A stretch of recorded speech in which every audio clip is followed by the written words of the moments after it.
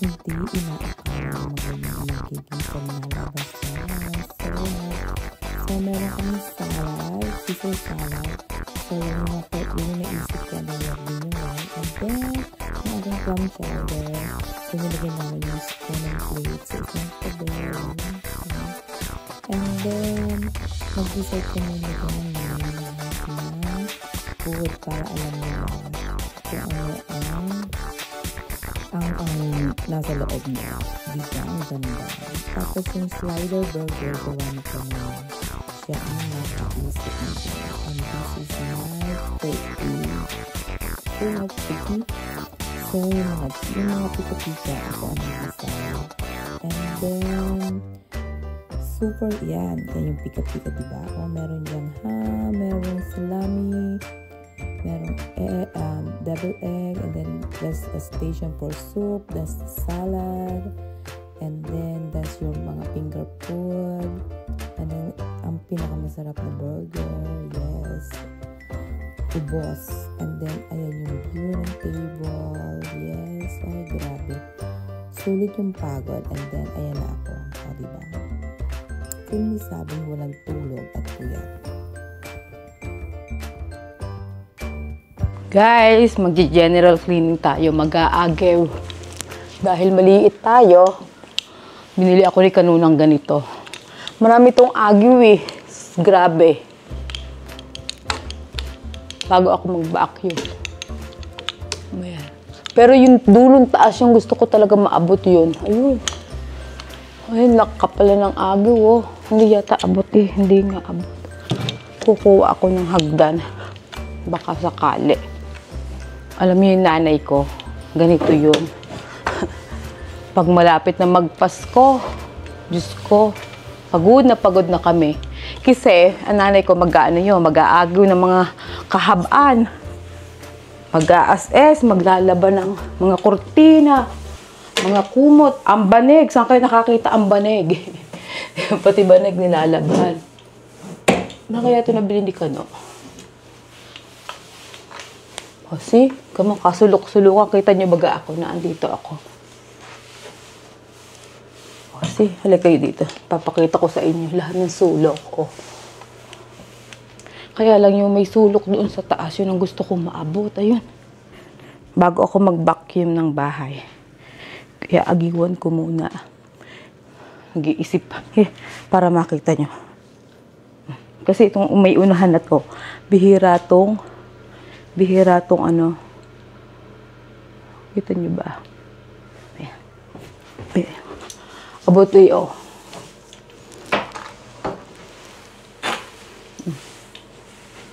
Bihira tong ano daanan. Nag-iisip pa ako kung magpa-party kami sa bagong taon.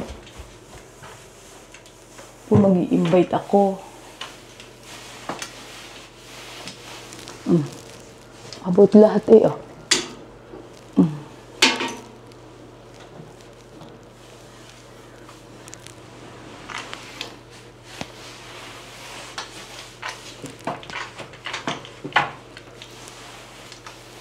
Tapos nanay ko kung alam niyo yung uple, hindi kami pinapagala kasi maglilinis, tutulong kami. Tapos magwawalis ng harapan. Pagkatapos magwalis ng harapan, mag-aano kami. Kasi magabok yung mga yung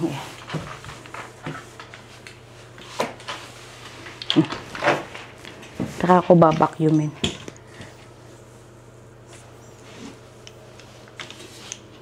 Pwede siguro ito ipasok sa loob. Ayaw nga, ba?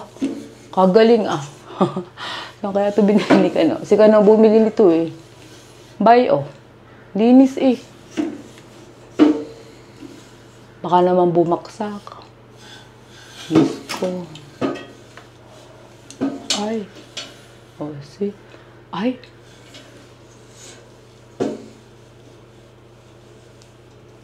Nako, tigilan ko na nga ito. At parang umano yung isang ilaw. Ayan. Tama na yan. Saka na imbis na nakalinis, nakasira pa tayo. Ayan. Diba? Oh, malinis. Malaking ano tong pag-agaw na to. Okay. Tap.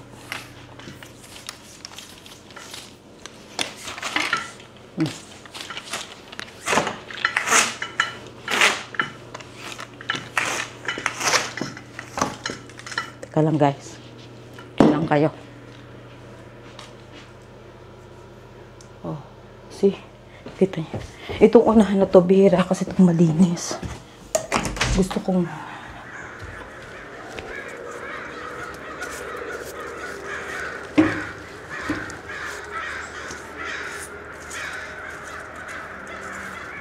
hindi ko naabot yung iba.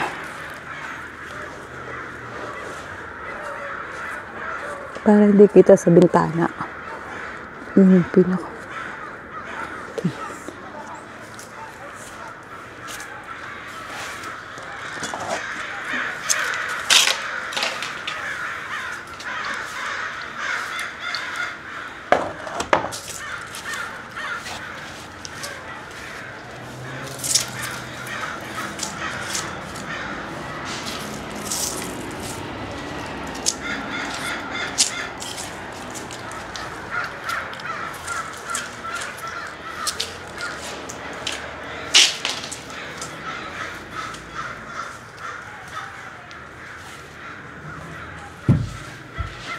Diba? O, see guys. Nakuha ko na yung hagdan. Sana naman abot na to. Diyos ko. Sana abot na natin. Kasi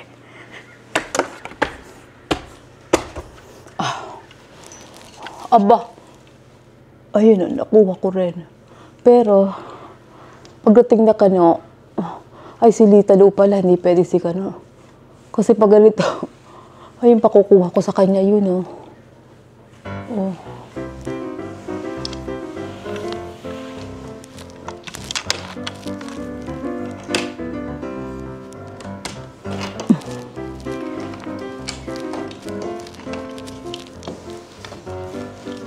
Yung taas yung kaya ni Kano.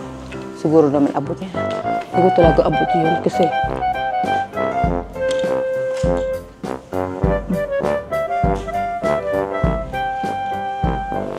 naagiwan ko lang yung pag sinisipag ako.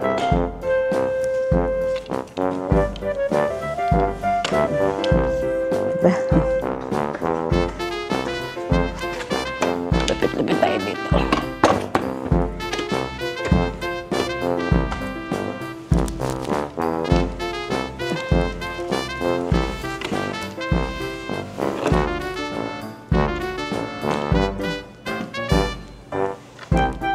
So, hindi ko muna tiklupin tong hagdan. Papakuha ko sa asawa ko. Hindi ako titigil. Alam niyo naman ako. Hindi ako titigil hanggat hindi ko nakukuha yan. Yung mga agiw-agiw na yan. Nung nagkatrabaho ako sa Hong Kong, ganyan. Nagkukusa na ako. Hindi na ako inuutusan ng amo ko. Na ano. Hindi na ako inuutusan na clean the window. Pag mag-holiday. Let's say Chinese New Year. Ginagawa ko na. Tapos kasi may mahaba pa to eh.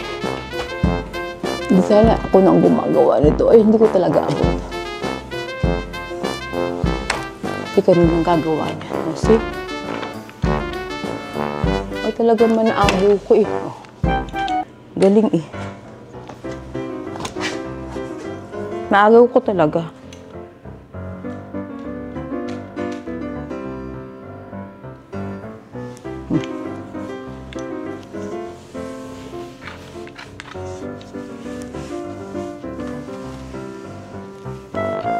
Ito, wala kasi. Nalimit itong agiwan. Yung matataas lang ang hindi ko naagiw.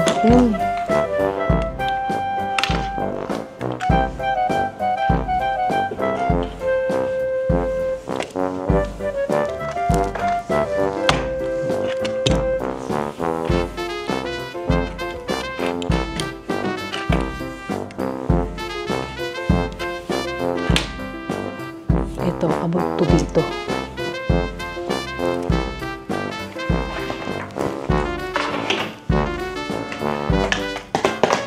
Ano yun?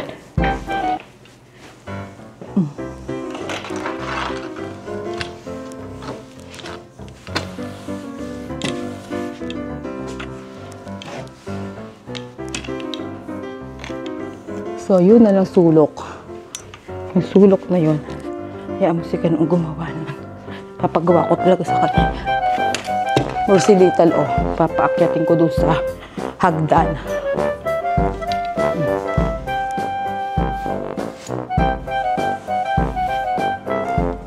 Papaakyatin ko siya sa hagdan. Abot niya yan eh. 6 feet na si Little, eh. So, abot niya yan pag umakyat siya dyan. Yun na lang yun. Sulok na lang yun eh. Ano na. Perfect na sana. Tapos. Ano natin yung agyo. At mamaya. Pagdating ng Cordapio. Nagkikita dyan. So, di nag-party nga kami nung Sabado, di ba? Ngayon, ang siste nun, ambagan. Tapos, dapat bibili kami ng pagkain sa labas. Ng dadalhin, gano'n. Tapos parang, basta yun ang plano, gano'n.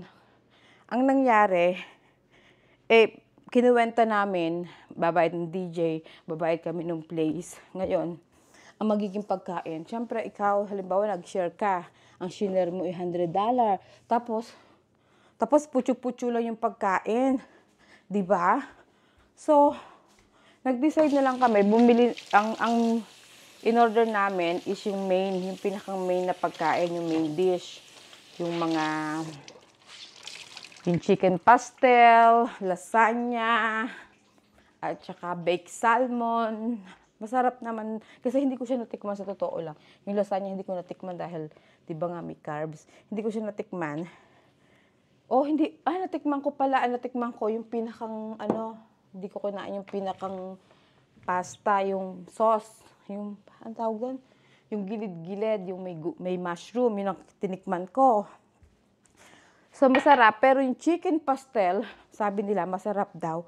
Pero hindi ko talaga siya natikman dahil sobrang busy ko. So, anyway, sa sobrang kabisihan ko, hindi ko siya natikman. Pero sabi nila, ang sarap daw.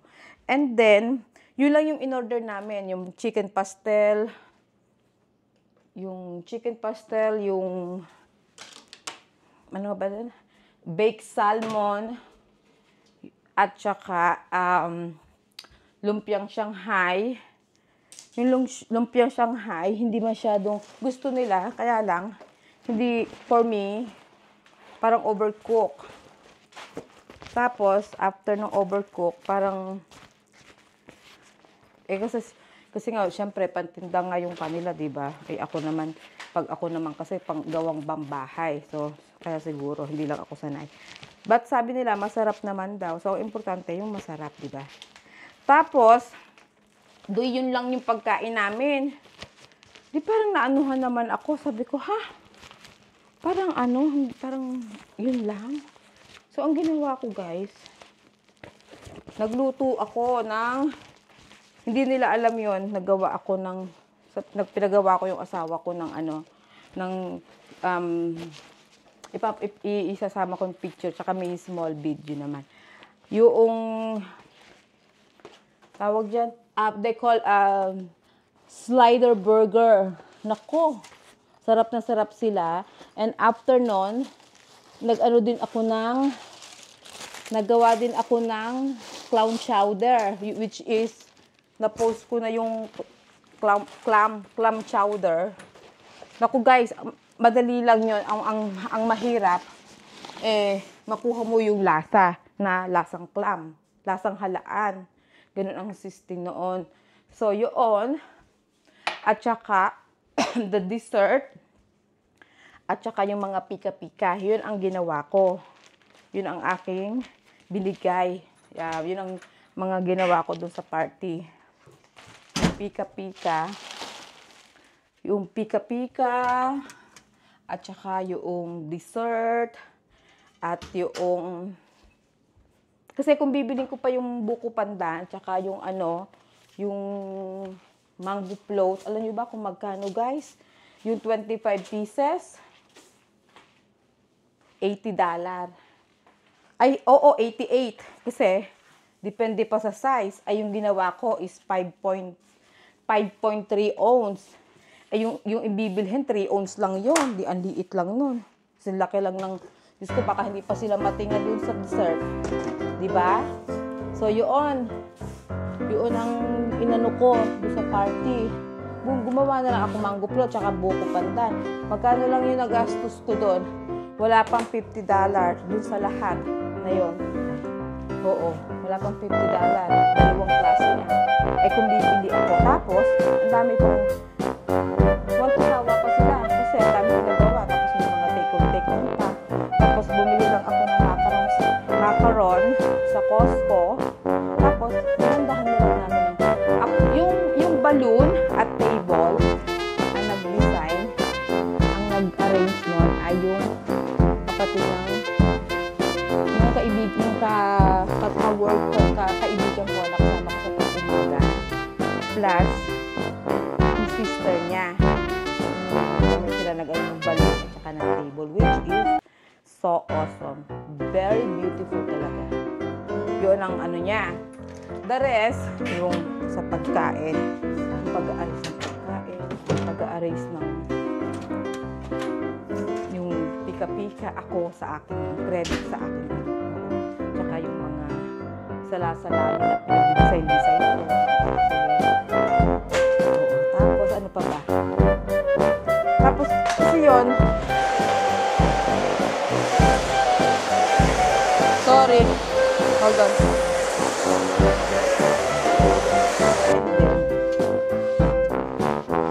Ang ended yung aming tawag ito, yung food, siya nag-pick up sa Paris. Kaya I'm so happy na si Paris tumulong. Kasi kung hindi siya tumulong, guys, ayun ako. Hindi ka na siya. Kung hindi siya tumulong, ay, ako pa ang mag-pick up ng pagkain kasi wala na talaga akong time para sa sarili ko that day. Tapos yung asawa ko, Diyos ko, tinulungan talaga niya ako. I mean, walang bayad yon. Kaya lang, syempre, alam mo naman, pagka yung nakompromiso ka na, hindi ko na pwedeng umatras. All the way yan. Kaya ayun, buti na lang nagpapasalamat talaga. At saka, oh my God, ang ganda ng kinalabasan. Nagulat sila talaga lahat kasi wala namang planong ganun. I mean, ako, may idea ako na ganun ang planong gagawin ko. Pero sila, hindi nila alam lang nila, pagkain, ganyan, may DJ, yung ganun lang. Pero wala yung mga setup. Buti na lang talaga, si Wonderful Carissa, ay tinulungan ako. Napakabait. Kaya ang pasalamat ko kay Carissa, Diyos ko po. Abot hanggang langit ang aking pasasalamat sa kanya at kay Paris at kay Michael kasi ay nako, pabalik-balik ako sa store kasi pagod na ako ngayon, nakakalimutan kong buti na lang malapit talaga yung store dito. So ngayon sa Sabado ako din ang parang hindi naman kami ni Napeng, kami yung mga ng mga committee. Ngayon, part kami ng committee. Ngayon, sabi ko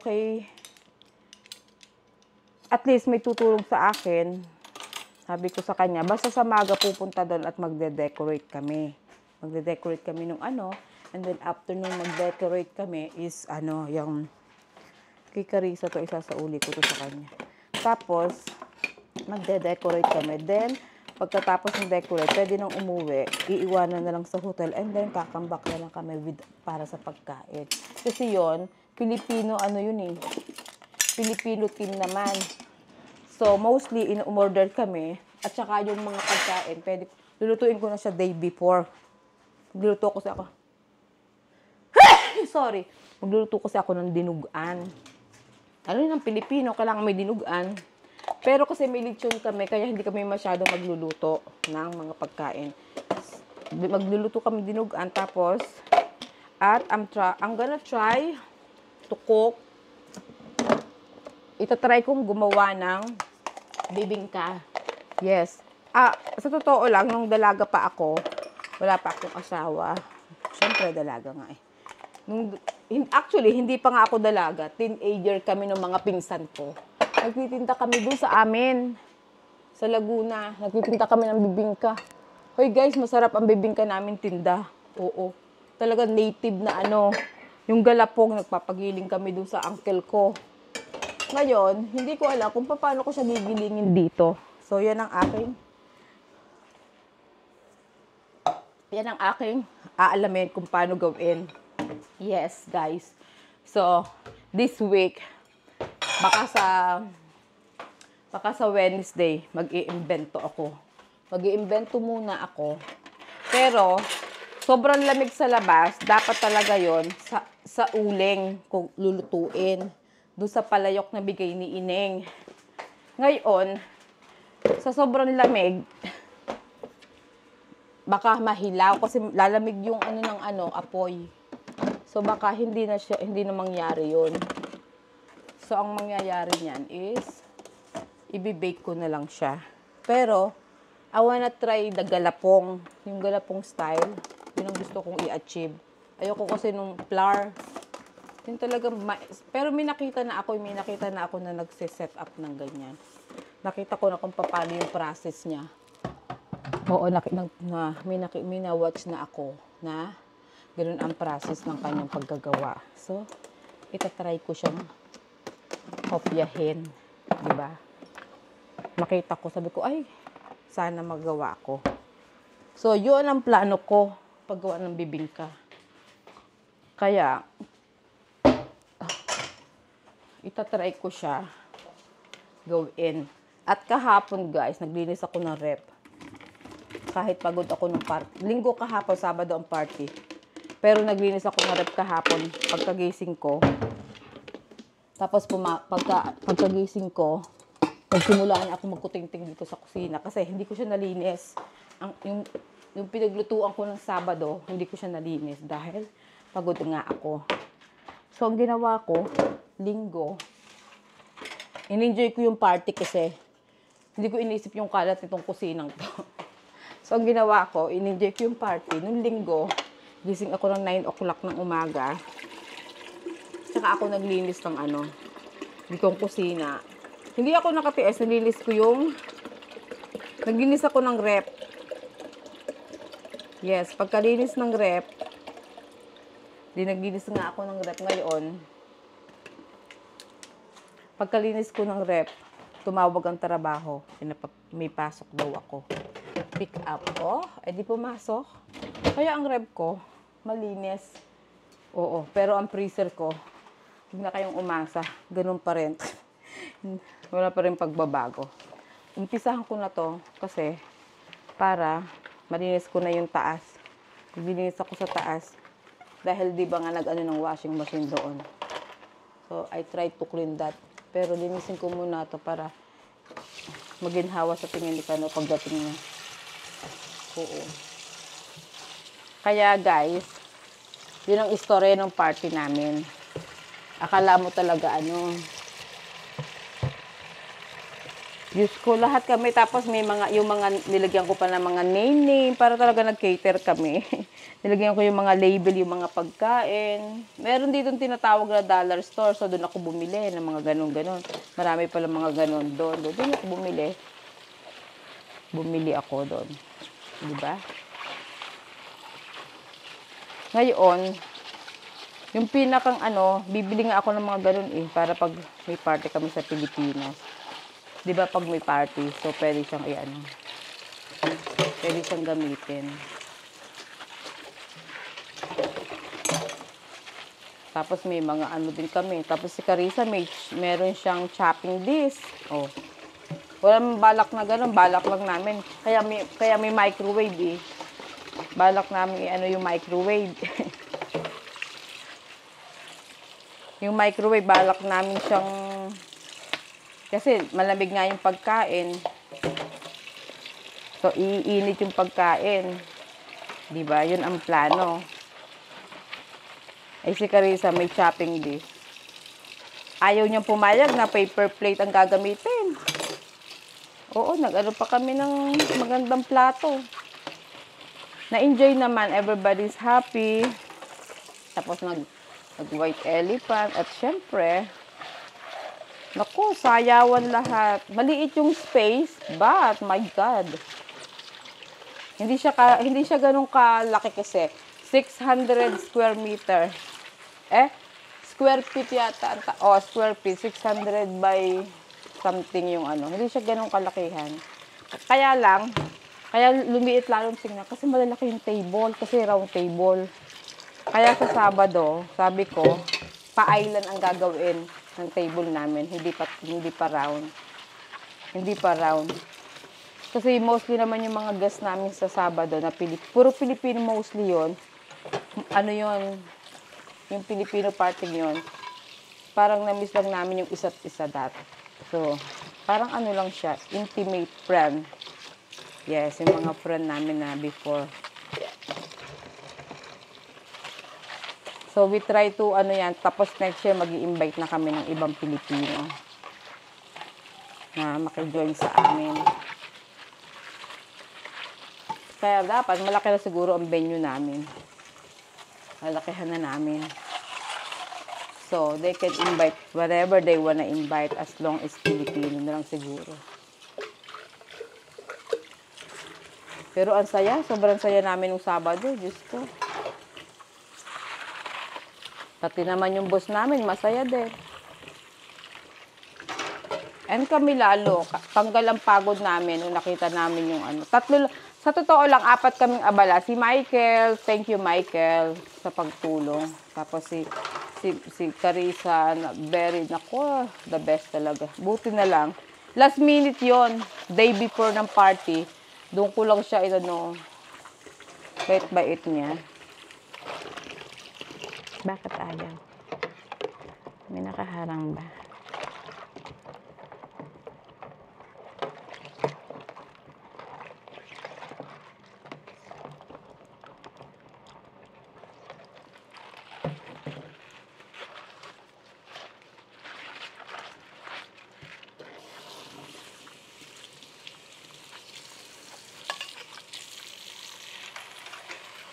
So, kanina guys, pagka galing trabaho, kasi nga, kumain ako. Kaya hindi na ako kakain ngayon. Alam nyo kung anong kinain ko? Kaya, hindi na ako kakain talaga. Kinain ko yung sisig lang. Kumain ako ng isang mangga. Tapos, nainganyo ako kasi may buko pandan na leftover. Ang buko pandan ko guys, sa totoo lang, kahit itanong nyo sa mga friends ko, hindi daw masyadong matamis. So, tinikman ko siya. Kasi ginawa ko siya guys, hindi ko siya tinikman. Yung paano-ano lang ako ng daliri ko. Yung patikim-tikim lang, yung gano'n. Pero wala talagang sabihin mong kutsara, isang kutsara, walang gano'n. So, hindi ako nakatiis kanina. Kinain ko yung isang parang isang tabyata yung kinain ko eh. Buti na lang at nailabas ko na. I feel guilty. Pero hindi ako kumain. Yun lang yung kinain ko. Hindi na ako kumain ng kahit ano. Yun na yung pinaka-meal ko of the day. Diba? So, pag kayo nagda-diet at nag-intermittent fasting, kung halimbawa kakain kayo ng ganon, easy to eat na isang beses lang kayo kakain. Kasi ganon ang ginagawa ko. Halimbawa, kumain na katulad niyan, yung buko pandan, dapat di ko kakainin. So, ang ginawa ko sa kanya, yun na yung pinakang meal ko the whole day. Yun na yung pinakang meal ko talaga. Wala na akong ibang meal. Hindi na ako kumain. No snack, water na lang ulit. Para lang matikman ko yung buko pandan. Yun yung ng diet ko talaga. Pag halimbawa may gusto akong kainin. Katulad niyan. Nung sa party, hindi naman ako nagkakain. Diyos ko. Yung ba namang yung makakakain pa ako sa pagod ko. Oo. Basta ayos yung buhok ko. Tapos, di ba? At thank you sa mga nag-view ng aking reel, sa aking transformation. And I like the song. That's the new song. I know that's the thread. Ano nga yung in ngayon na ano? Yun ang in ngayon na mga song. Yung nasa ano ko, yung transformation ko nung nasa salon ako. Gusto ko kasi nakataas dati na ko, guys, hindi ako pwede magtaas ng ano ng buhok. Dahil 10 ang baba. Walang leeg, 'di ba? Oh, by the way, nagsukat na pala ako ng bayawang ko kahapon. Nakalimutan ko. Ang size na ng bayawang ko 27. Dating nako, wag niyo nang itanong kung ano dati. Kasi malaki talaga yung tiyan ko dati. So, 27 ang bayawang ko. Hindi ako nagbibiro. At pwede kong sukatin mamaya sa harapan nyo. Sabi nila, naniniwala naman po kami, wag nyo na hong sukatin. Pero sa totoo lang, yes, 27 na yung bayawang ko. No wonder yung scrub ko parang saya minsan. So, ayan lang, Malinis naman kasi ito, nilinis ko to kahapon. Bago ako pumasok sa trabaho. Kaya lang siguro, yung mga yan, pinagamitan ni Kanu kaninang maga. Ay, hindi pala. Ako din pala. Pinagkainan ko yung pinaglagyan ng sisig. At saka yung pinag-anuhan ng buko pandan. Sa totoo lang, yung buko pandan na yung kipeng yan. Hindi na kami magkikita. Magkikita na kami niyan sa party na. So, Miss Peng, sa Sabado ka na lang bumawi. Naku, magagawa ko ng fishball, magagawa ko ng kiki, magluluto pala dahil gawa na pala yon. Tapos gagawa ko ng ang aking fishball na masarap, na famous na sauce. Tapos ano pa ba? Gagawa ako ng kwek-kwek. Yes. Yung ibang kakanin, in-order ko na lang. Umorder kami ng mga kakanin. Si Peng, siya ang umorder. Yes. Ang saya-saya talaga, Diyos ko. Malinis na ako. See, malinis ang kusina. Bilis. Anong oras na? 5:20.